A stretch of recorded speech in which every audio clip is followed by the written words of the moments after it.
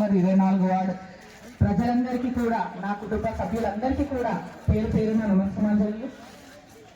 అయితే మనము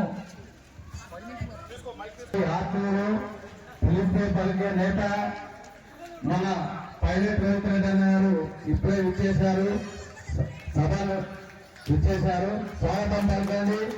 మీరందరూ చప్పట్లతో అన్నగారికి స్వాగతం పలకండి. కలుసుకోవడం జరిగింది. మరి మొన్న 2023లో ఎన్నికలు జరిగినాయి. ఆ ఎన్నికల్లో కాంగ్రెస్ వాళ్ళు పేద ప్రజలకు 6 గ్యారంటీల పేరుతో ఆశ చూపించింది. ఆశ చూపిస్తే మనలో మానవ సహజం, ఎవరైనా జర మాకు ఎక్కువ వస్తుంది అంటే ఆశపడతాం. అట్లనే మీరందరూ ఆశపడ్డారు. ఆశపడి కారు గుర్తుకు కాకుండా చేయి గుర్తు ఓటేసి కాంగ్రెస్ వాళ్ళు వస్తే నిజంగానే ఇవన్నీ చేస్తారేమో అని చెప్పి ఓటేసారు. అవునా కదా? అందరు ఆశపడి ఓటేసారు కదా. మరి ఇప్పుడు ఆశపడి ఓటేసారు. 2 సంవత్సరాలు కావస్తుంది.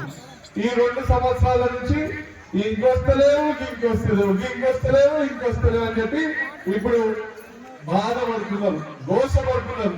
అరే మా కేసీఆర్ ఉంటేనే నయం ఉండే, బీఆర్ఎస్ ఉంటేనే నయం ఉండే, మా బిడ్డ రోహిత్ రెడ్డి ఉంటేనే నయం ఉండే అని చెప్పి ఇప్పుడు మీరందరూ బాధపడుతున్నారు. అవునా? మరి వాళ్ళు ఏం చెప్పారు? వాళ్ళు చెప్పింది 2000 పెన్షన్ ఉన్న వాళ్ళకు 4000 ఇస్తామన్నారు, అంటే డబుల్ చేస్తామన్నారు. ఏ ఒక్కరికైనా వచ్చిందా?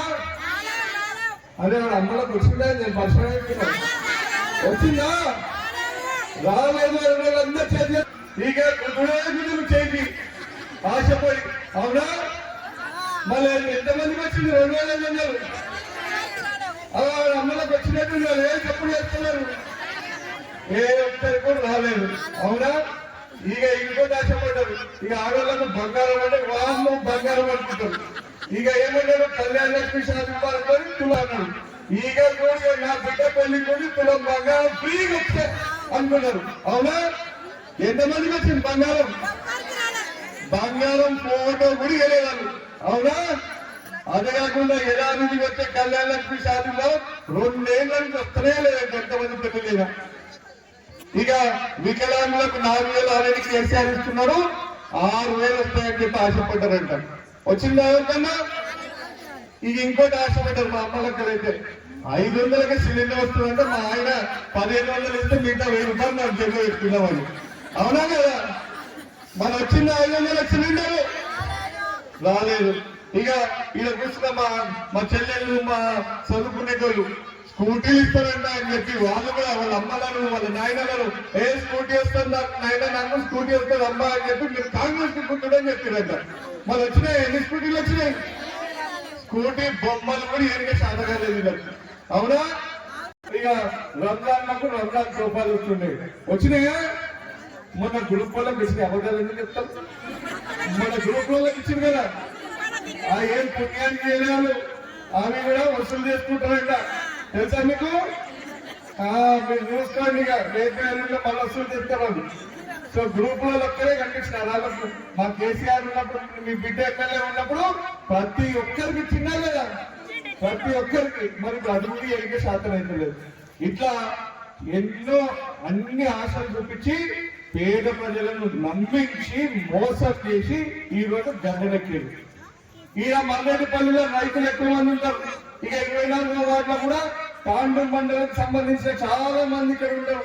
ఆడ రైతులు గతంలో రైతు బంధు బ్రహ్మాండంగా సంవత్సరానికి 10,000 వచ్చింది.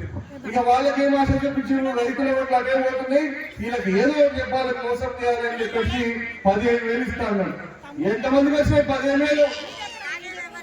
ఇక రైతు బీమా ఉంది. పాపం ఏమైనా చనిపోతే, ఎవరైనా రైతు చనిపోతే వాళ్ళ కుటుంబం రోడ్డు పాలు కావద్దని ఎక్స్ట్రా వస్తాయని చెప్పి ఉన్నదానికే మోసం వచ్చారు.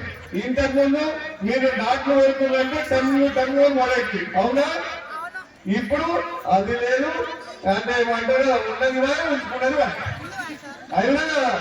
సో అట్లా ఎన్నో మోసాలు, ఎన్నో అబద్ధాలు, పేద ప్రజలకు ఆశ చూపించి నమ్మించి మోసం చేసిన మోసగాళ్ళు ఈ కాంగ్రెస్ పార్టీ వాళ్ళనే విషయాన్ని మీరు మర్చిపోవద్దని చెప్పి నేను తెలియజేస్తా ఉన్నాను. ఇక గతంలో